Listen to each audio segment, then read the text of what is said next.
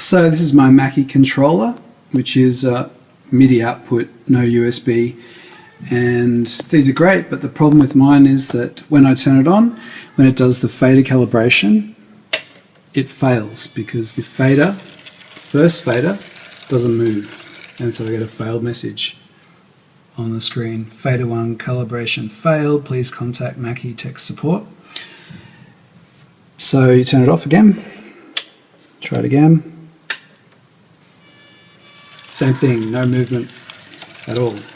If I actually start it with the fader up, turn it on, sometimes it actually will go down, but not all the way down. And again, failed calibration. Try it again. Oh, went a little bit further, but still failed. So the interesting thing is, and these are very low voltage, they just run on 7.5 volts, so you can't hurt yourself by opening it up. But here are the boards down here. What I'm going to do is swap these connectors around between fader 1 and 2, because you'd assume that the fader's faulty, but let me show you something very interesting. So I've swapped around the fader connectors, so if the fader is faulty, it should still not work. But interestingly, watch what happens.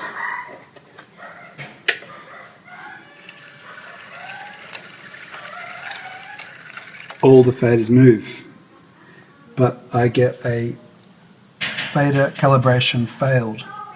So that means that it's actually something else going on. There's actually nothing wrong technically with that fader at all, but there's something wrong with the connections, or something wrong with the software in here, or something wrong with the power that the fader's getting to drive it. So I have to investigate that a bit further. Just to show you this erratic behavior, I've switched it back to the normal connectors, so channel 1 to channel 1, 2 to 2, and when I turn it on, I've got the fader in the up position.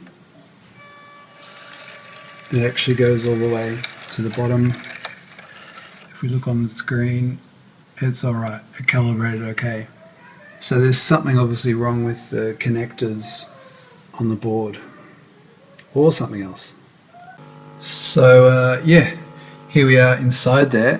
One of the things I'm thinking I will discover is that each one of these channel strips here is attached to one of these connectors, and as you saw when I swapped these around, fader 1 suddenly started working and fader 2 was the problem.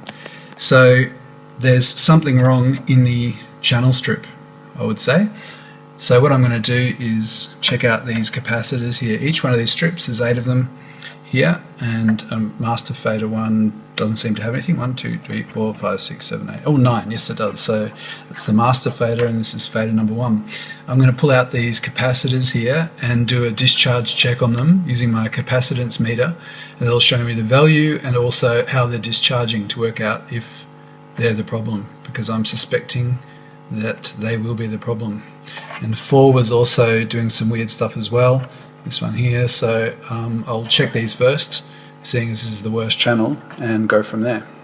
So it's really good practice to mark everything you unplug. So I've marked these 1, 2, 3, put a 1 on the board here, and the 9 on this one, so I know where they all go back together.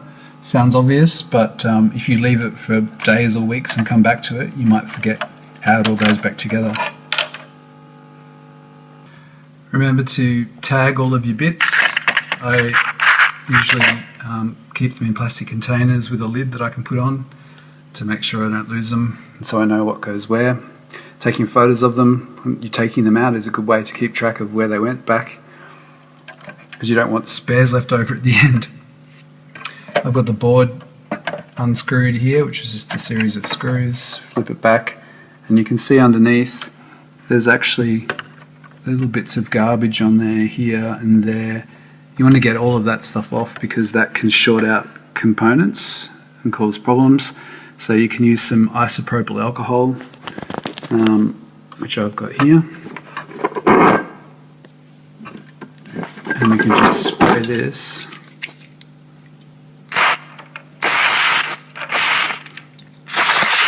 And clean up the board. Usually with a toothbrush is a good way to do it as well, just to make sure it's all nice and clean. So I'm going to pull out these two capacitors, check their values, and see how they're working. So there's the capacitor out. So let's check the first capacitor, which is a 47 microfarad capacitor. I've got it hooked up to my little capacitance meter here, which I'll put a link down below. They're really cheap, really good for checking components. Got it hooked up, turn it on, and it's testing. It should be pretty quick. It should take less than a minute, 30 seconds or so. There we go, 45 microfarad. ESR, which is the effective resistance, is 21 ohms, and voltage loss is 2%. So it's not great, it should be 47, but it's pretty close. That would work, so I don't think that's faulty. So on the capacitance meter, I've got this little suspect capacitor hooked up, and it should be 100 microfarad. Let's see what happens. It's taking a long time, it's not a good sign. Taking ages, should be pretty quick. And 32 picofarad, that's no good. So it should be 100 microfarad, so we'll just check it again to make sure. But usually if you suspect something's faulty, we've got enough proof in the channel not working and we've got a really low value now. Somebody told me once when I was doing my apprenticeship, if you've got everything hooked up and you think you know what you're doing and you get a weird result, it probably is faulty. So we'll check it again. You can easily think it's you, but if you've got something like this, you've got to trust yourself sometimes. So again, this is taking ages. Oh, it's not looking good. So it definitely should have been done by now. Again, 32 picofarad. So I think that's what we like to call in the technical world as move over to now another piece of gear which is really not required because I already know that the component's dead, but this is really helpful. This is a capacitance leakage checker. So this will tell me if it's charging properly and working. So I've got it connected. I'm going to choose my capacitor type, which is electrolytic, and then I'm going to go in here and turn it on, and we should see it charging. Orange while it's charging, and then once it's done, it should go green. But we're not getting anything on the meter. So still waiting. Nothing. Let's give it a bit more time. So about a minute later and we're still waiting. It's still not working. It's not good. So yep, that's it. It's definitely faulty. So now we're going to check this on the discharge meter and see how it goes. This is the 47 microfarad. I've got it set to electrolytic capacitors. Turn it on and then charge. You can see now it's charging, the orange light's on. Bingo, it's charged, and the green light comes on, it tells you it's good. So that capacitor is working fine. So again, let's check another one of these little non-polarized capacitors, the 100 microfarad ones, and see what state it's in. This is from another channel.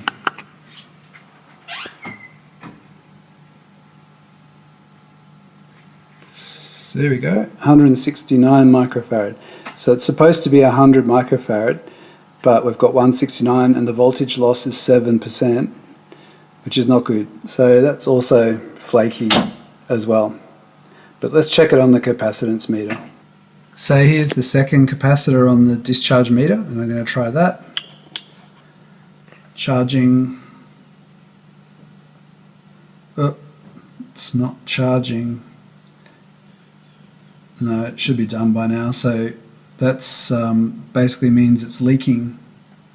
So that's a problem. And actually on the bottom side of that capacitor I could see some white stuff, which you can often see on the bottom of these. See if I can show you maybe on here. It can be a bit hard to see, but actually yeah, you can't see it. On the pins you can actually see some white powder, which is the capacitor leaking. So that can often be a bit of a giveaway that the capacitor is dead.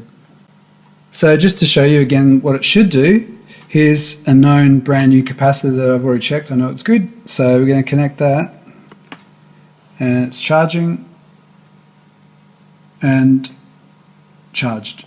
Green light comes on. So we know this capacitor works properly, and that's what we should be getting from those suspect capacitors. So I don't actually have any of those non-polarized capacitors of 100 microfarads, so I'm just going to use a normal electrolytic capacitor, plus and minus, and put it in the same direction as the polarized ones that are above it in the circuit, so the negative pin towards the right hand side of the circuit board. So I had a look around and I didn't have any of the right capacitors. Well, when I say that, I mean I didn't have the right voltage capacitors, but I just chose higher voltage capacitors. So the top one is a 47 microfarad, 25 volt I think, and I had a 47 microfarad 100 volt. So as long as you choose one that has a voltage higher or equal to the one you're replacing, you're okay. So the capacitance is the important thing. So I've got this big chunker in here which is 47 microfarad, and below it here I didn't have any of those non-polarized capacitors, so I just used the normal electrolytic polarized one, and the value that I needed was 100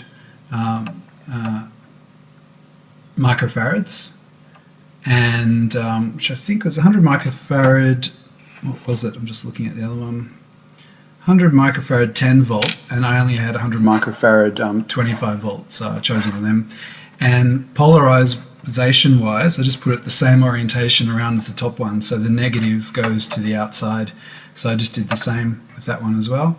Put it back in circuit, connected up the fader again. We're just going to check to see how it works. So I've just got one connected at this stage, so if it passes, hopefully it will just pass and say calibration fader number 2 failed because I haven't got it connected. That's what we want to see. We want to see it pass fader calibration 1 and move on to the next one. So let's flip it over and see what happens. So here we are, flip the right side around. I've got my power connected. I'm going to turn it on and see what happens. Bingo, that looks better. And on the screen, fader 2 calibration failed. So that's perfect. That means that fader number 1 has worked. It's gone all the way to the top and back again. If I pull it from the top, turn it back off and watch that again, it should go through its calibration all the way down to the bottom. Done. And it should again say fader 2 has failed because I haven't got that connected. So now what I'm going to do is just connect up the rest of the faders to show you that that works, and then we might go through and recap all the other channels. So here we are all back together, and fader cap's back on, and we're just going to do a calibration check and see how it goes.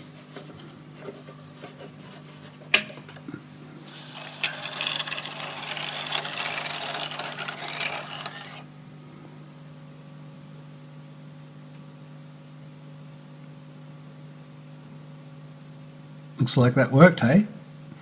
That's it.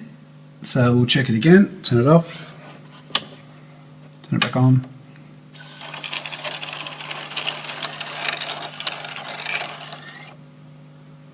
Done. So there you go. Don't worry about replacing the faders unless they're actually broken, but usually these are incredibly reliable, and you shouldn't even really need to clean them ever unless they're really clogged up with junk or you've spilt something in there. So recap it. Capacitors are really cheap, so 10 cents or so per capacitor. Just follow the instructions that I've said. Be careful to make sure that you put them in the right way around, and I think you could safely go through and just replace all those capacitors in all those channels. If you've got any problems, start from there, and you can work out after that if it's a technical problem or not. So I hope that's helped. I've got a joke for you. How many musicians does it take to fix a Mackie controller? None. Just call the drummer. So let's give it another try. Just gave it a good clean up, which I've been meaning to do for ages, and some of the switches were stuck, and it ended up being that the board wasn't quite in place properly, so unscrewed it and pushed it back in, and now it's all in the right position. Cleaned it up, and we'll do a final fader check.